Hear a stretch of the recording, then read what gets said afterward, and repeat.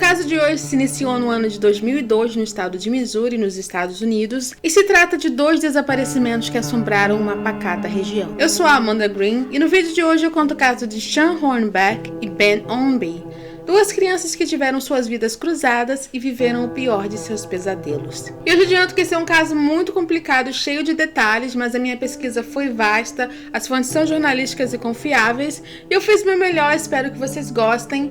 Alguns detalhes que não alteram a história foram excluídos para que o vídeo não ficasse muito pesado, mas eu ainda deixei muitos fatos essenciais para o entendimento real da história, e por isso esse vídeo contém alguns elementos que podem causar gatilhos em pessoas mais sensíveis. E antes de começar esse vídeo, eu gostaria de agradecer, pois nós já somos 1000 inscritos. Muito obrigada, eu estou muito feliz. E nós já somos 2000 seguidores lá no Instagram. Se você ainda não me segue no Instagram, vai lá, porque é por lá que eu ouço as sugestões de vocês. Vocês podem responder as enquetes ou me chamar nos DMs. Mas sem mais demora, vamos pro caso de hoje. Sean Hornbeck nasceu no dia 17 de julho de 1991. E na época em que seu pesadelo se iniciou, ele tinha apenas 11 anos de idade. Ele era filho de um relacionamento de sua mãe, a Pam, com um homem identificado apenas como Sr. Hornbeck. E ele tinha 2 irmãs mais velhas, mais ou menos 6 anos mais velhas do que ele. Quando Sean nasceu, seu pai já tinha 60 anos e não vivia uma vida muito saudável, digamos assim. Ele fazia uso de substâncias ilícitas e também praticava pequenos delitos. E a vida dele com a Pam era muito conturbada, eles brigavam constantemente. Por essa razão, quando Sean tinha apenas 1 ano de idade, os 2 se separaram. E pouco depois disso, o Sr. Hornbeck foi preso, acusado de roubo, tráfico e uma ofensa sexual. Quando ele saiu da prisão, o Sean já tinha 6 anos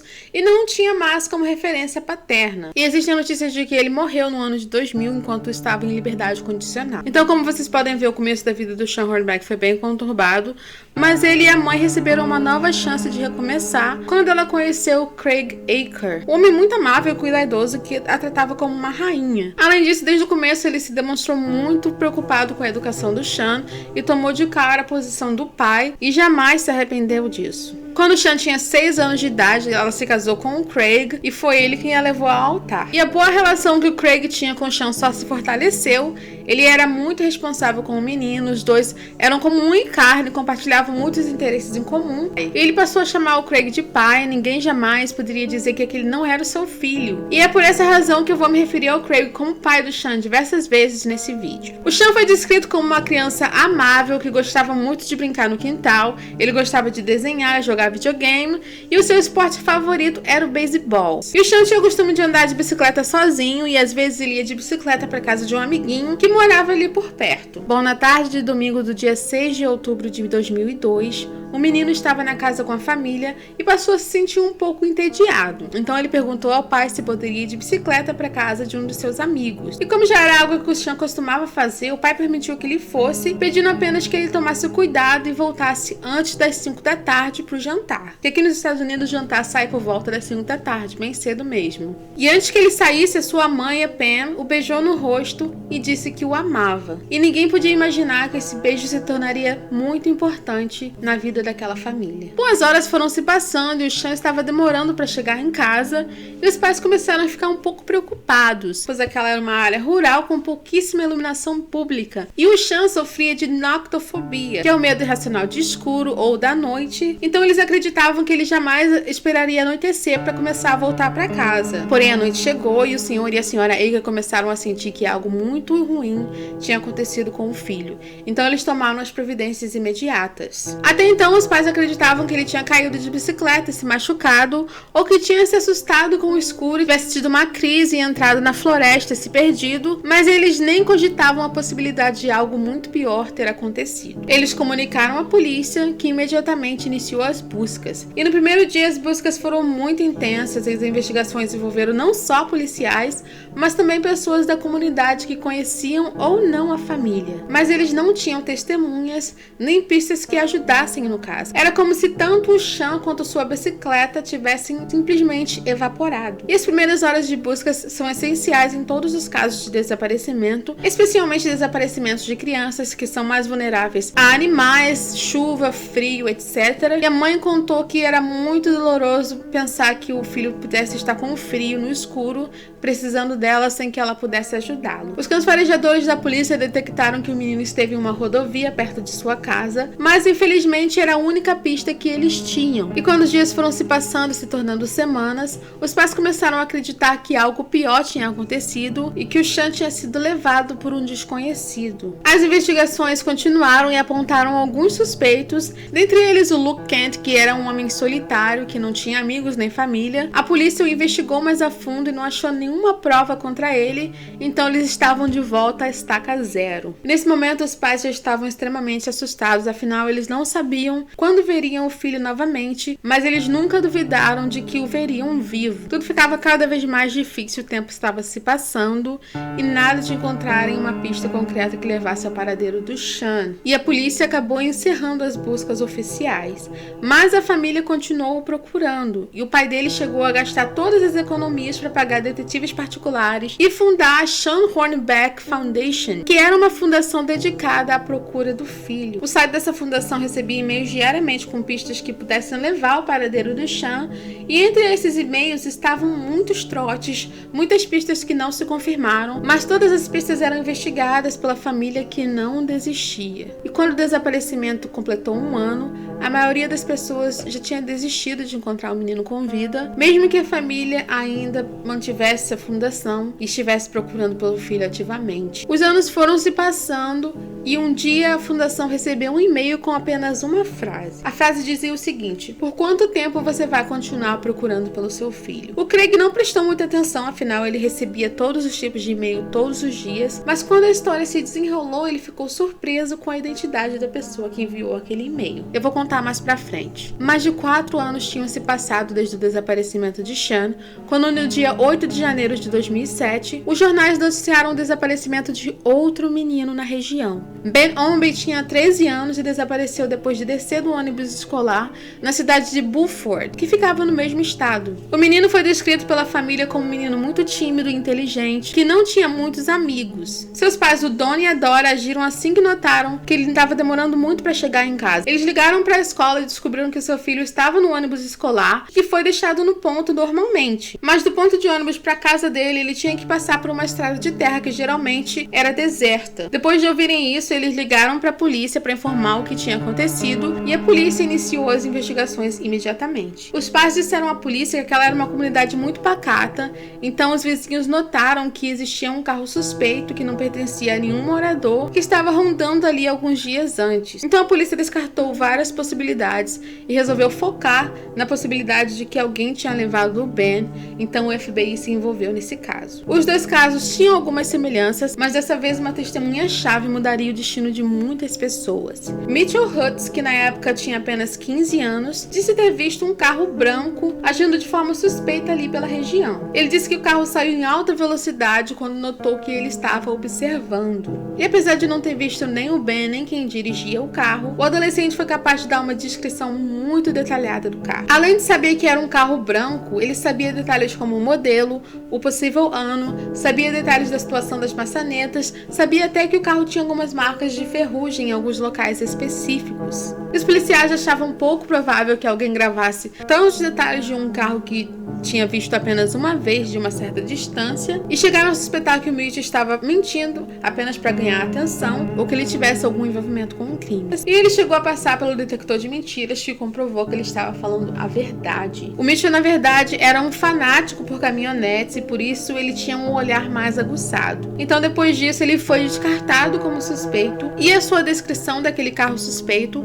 foi publicada oficialmente. O FBI então visitou o local onde o adolescente tinha visto aquele carro e encontrou várias evidências. Entre essas evidências estavam marcas de pneus que estavam de acordo com a descrição do jovem. O FBI traçou o perfil do suspeito e eles acreditavam que ele era um homem que não conhecia o Ben, talvez de porte grande, intimidador, que não tinha confiança em si mesmo o suficiente para convencer alguém de entrar em seu carro e por isso ele usava força física ou algum tipo de arma para forçar as vítimas. E depois que a notícia do desaparecimento do menino começou a se espalhar, a polícia recebeu mais de 800 ligações e os policiais que tinham trabalhado no caso do Sean Hornbeck anos antes notaram que um dos suspeitos daquele crime dirigia um carro branco que se assemelhava muito ao carro que foi usado no desaparecimento do Ben. O Luke Kent foi novamente ouvido e negou qualquer envolvimento com os dois casos. e ele aceitou que o seu carro fosse investigado. E os policiais viram que realmente o carro não batia com a descrição do Mitchell e que não havia nada de errado ali. O Luke Kent foi finalmente descartado como suspeito dos dois casos. E no dia 11 de janeiro de 2006, 3 dias depois do desaparecimento do Ben Ombie, a polícia estava cumprindo um mandado de busca e apreensão em um complexo de apartamentos que ficava em Kirkwood, Missouri, e dizem que por acaso eles perceberam que existia um carro estacionado em uma das vagas, e esse carro se assemelhava muito com a descrição oficial do carro usado no desaparecimento do Ben Ombie. Então eles começaram a observar o carro e fazer algumas anotações sobre o seu exterior. Pouco tempo surgiu um homem na cena que se identificou como Michael Devlin, e ele disse ser morador do complexo e dono daquele carro. No primeiro momento, o Devlin foi muito gentil com os policiais, ele estava calmo, respondeu todas as perguntas, sem levantar nenhuma suspeita. Mas o comportamento dele mudou completamente quando os policiais perguntaram se ele sabia que tinha um menino desaparecido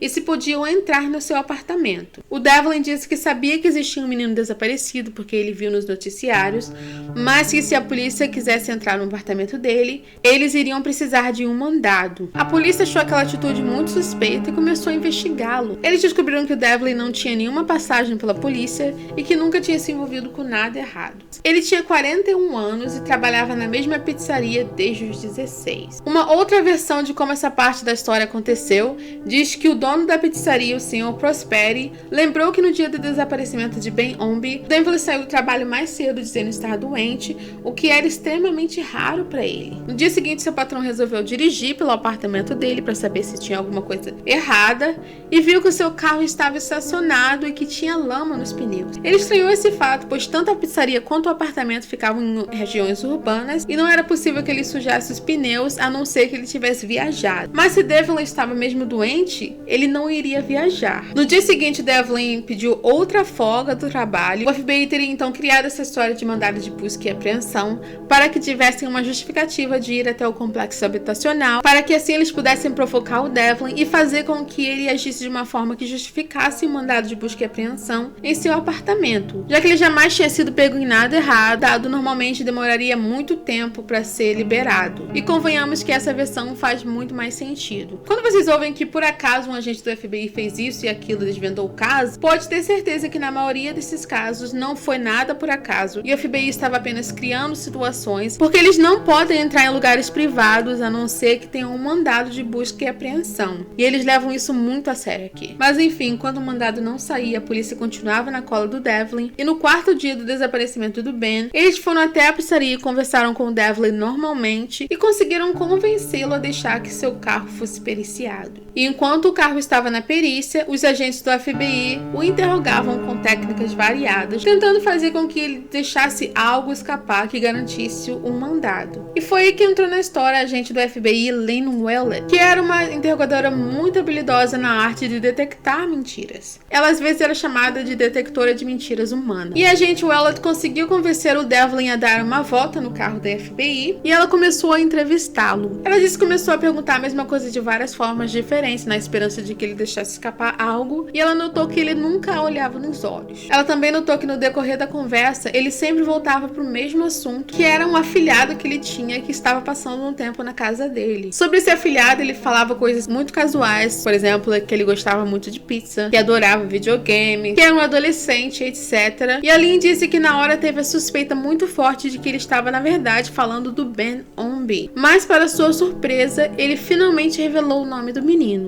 Ele disse que seu afilhado se chamava Sean. E depois de algum tempo, a detetive pensou que aquele Sean poderia, na verdade, ser o Sean Hornback, que estava desaparecido há muitos anos. Claro que ela ficou impactada com essa informação, mas ela não podia perder a postura e nem podia deixar que uma confissão escapasse das mãos dela. Então ela decidiu usar outra técnica e falou pro Devlin que os resultados da perícia tinham retornado e eles já sabiam que aquele carro tinha sido usado no desaparecimento do Ben Ombie. E segundo a detetive, nesse momento, Devlin abaixou a cabeça e disse saber que era um monstro. Ele disse que pegou o Ben quando o viu sozinho depois de sair do ônibus e ele também confessou ter sido responsável pelo desaparecimento de Sean Hornback 4 anos antes. E depois dessa confissão, a polícia já tinha justificativa suficiente para entrar no apartamento do Michael Devlin. E quando eles abriram a porta, ela disse que se deparou com uma cena que não imaginava. Era um apartamento bem pequeno, que estava bem sujo e bagunçado, e na sala estavam 2 pessoas. Ela de cara reconheceu o Ben, que estava sumido há 4 dias, e uma outra pessoa que ela descreveu como um jovem que aparentava estar em estado de choque permanente. Ela disse que queria muito abraçar o Ben, mas que encaminhou para outro agente e partiu para investigar aquela cena de crime e descobrir quem era aquele rapaz que até então podia ser uma ameaça. Então ela perguntou qual era o sobrenome dele e ele respondeu que seu sobrenome era Hornbeck. Ela ficou chocada porque ela estava vendo um rapaz na frente dela, mas quando Sean Hornbeck desapareceu, ele era uma criança de 11 anos de idade. De momento a polícia não tinha certeza se o rapaz estava falando a verdade, afinal já tinham se passado muitos anos e ele estava muito diferente. Então eles ligaram para a família Aker dizendo que encontraram alguém que podia ser o Sean, mas que precisavam deles para confirmar. Os Akers caíram na lágrima na mesma hora, claro, só com a possibilidade de reencontrarem seu filho vivo. Eles foram chamados para a delegacia e contam que tudo conspirava para que eles não chegassem lá. O dia estava muito chuvoso, o trânsito estava horrível e eles quase se envolveram num acidente. Mas finalmente chegaram à delegacia, que já estava lotada de repórteres e agentes do FBI, policiais e curiosos. Era uma cena caótica. E os pais dizem que esse foi o momento mais intenso da vida deles. A mãe conta que quando entrou na sala, ela viu o garoto com a cabeça baixa, mas quando ele percebeu que ela estava ali, ele levantou a cabeça e naquele mesmo momento ela já tinha certeza que aquele era Sean Hornbeck, seu filho, que já tinha 14 anos. A família se abraçou por 30 minutos sem parar. E todos os agentes envolvidos naquele caso estavam muito felizes em ter encontrado os meninos, mas a história escondia detalhes horrendos. O Sean disse que 4 anos antes, no dia do seu desaparecimento, o carro de Devlin o forçou para fora da estrada. O Devlin levou o menino e a bicicleta para o mesmo apartamento onde foi encontrado. Uma série de abusos sexuais e físicos se iniciaram no mesmo dia. Ele gravava todas as sessões e mantinha o menino amarrado e amordaçado toda vez que saía para trabalhar na pizzaria. Sean era ameaçado constantemente de todas as formas imagináveis. Algum tempo depois de seu desaparecimento, Devlin levou o menino para um terreno baldio, onde quase o matou. Ele o estrangulava e só parou quando Sean implorou por sua vida e prometeu não falar nada com ninguém. E por isso Devlin o teria deixado viver, mas os policiais e especialistas acreditam que, na verdade, isso era apenas uma forma que o Devlin encontrou para mostrar todo o seu poder. E para quem não sabe, o estrangulamento é uma das formas mais comuns que abusadores usam para demonstrar controle sobre a vítima. E lembrando que nessa época o menino tinha apenas 11 anos, então era ainda mais fácil manipulá-lo. E depois disso, os dois foram de volta para o apartamento, onde o menino foi mantido pelos próximos 4 anos, sendo ameaçado, agredido e abusado de várias formas. A pressão psicológica foi tamanha que o Sean acreditava em todas as palavras do Devlin. E ele chegou a perder a noção do tempo, não sabia que horas eram ou que mês estava, por exemplo. E bastou 1 mês para que o Devlin tivesse controle total da mente do Sean. Ele saía e deixava o menino sozinho, sem ao menos se preocupar. 7 meses depois do desaparecimento, Devlin também passou a permitir que o menino brincasse com outras crianças, e foi nessa época que o Sean se tornou amigo de Tony Douglas, com quem passava bastante tempo brincando. Sean foi obrigado a dizer que Devlin era seu pai e que sua mãe tinha morrido em um acidente. Ele também dizia que não ia para a escola porque era ensinado em casa pelo pai. Os familiares de Tony não tinham nenhuma razão para não acreditar que Devlin era o pai do Sean, afinal ele sempre se mostrou muito dedicado e atencioso. E eles até pensavam que o Devlin mimava o Sean demais. Eles acreditavam que o Sean tinha tudo o que queria, ele tinha vários brinquedos caros, tinha doces, roupas da moda e etc. Mas até então eles não sabiam que tudo isso vinha a um custo muito alto para o Sean. E os dois meninos se tornaram amigos muito próximos, tão próximos que às vezes ele viajava com eles, também dormia na casa deles com frequência. A mãe do Tony disse que Sean era um adolescente normal, mas que às vezes ela o pegava olhando pro nada, fazendo expressão de quase choro, como se estivesse lembrando de algo muito triste, ou como se estivesse perdido. Mas quando ela perguntava se ele estava bem, ele dizia que estava tudo ok e voltava a agir normalmente. A família o tinha como um membro e acreditava que se algo ruim estivesse acontecendo, ele os contaria, mas o Sean nunca disse nada sobre o Devlin ou sobre sua família verdadeira. Teve uma ocasião em que Tony e o Sean foram parados pela polícia porque estavam andando de bicicleta muito tarde e foram levados de volta para o apartamento. E as pessoas dizem que ele teve a chance de pedir ajuda, mas não disse nada aos policiais. E também teve outro dia que o Sean estava na casa do Tony assistindo televisão e passou uma reportagem sobre seu próprio desaparecimento. A mãe de Tony achou estranha a semelhança e perguntou se o Sean era o menino da televisão. Ele teria rido e respondido que não. Nessa época, o Sean já tinha 13 anos. Os médicos entrevistados sobre o caso disseram que esse comportamento é muito comum em pessoas que sofrem violência. No caso de Sean, além de ter passado por várias formas de abuso, ele também se sentia culpado por ter caído nessa situação e temia que seus pais o rejeitassem se soubessem todas as coisas que ele foi obrigado a fazer. Também existe a possibilidade do menino sentir que ele tinha algum nível de escolha, e muitas crianças acreditam que podem controlar as ações dos adultos, e quando algum adulto lhes faz mal, eles entram num estado de culpa, ao mesmo tempo que descobrem que seus superpoderes, digamos assim, não são eficazes. Então eles se veem completamente vulneráveis. Quando perguntado qual era o seu maior medo, o Sean disse que temia não ser compreendido. O menino recebeu muitas críticas de pessoas que não sabem o que ele passou ou que não entendem os processos cognitivos de uma criança que tinha a idade dele quando desapareceu. Eles não entendem por que ele não procurou ajuda. O Sean disse que vivia com medo 24 horas por dia e que às vezes revivia o primeiro dia em que sumiu. Ele disse que nunca procurou ajuda porque acreditava que morreria ou que algo muito ruim aconteceria com a família dele. Mas ele conta que depois de uma noite terrível com o Devlin, ele tomou coragem e tentou entrar em contato com os pais. Ele mandou um e-mail para o Sean Hornbeck Foundation perguntando por quanto tempo os pais iriam procurar por ele. Ele acreditava que conforme fosse crescendo, ele teria mais chances de se livrar daquela situação toda. Mas quando Devlin apareceu com o Ben, ele começou a entender que estava sendo substituído e que poderia ser morto a qualquer momento. Enquanto todos esses detalhes se desenrolavam e vinham a público, o Devlin foi indiciado em 8 acusações. Mais tarde, ele foi condenado a 72 prisões perpétuas,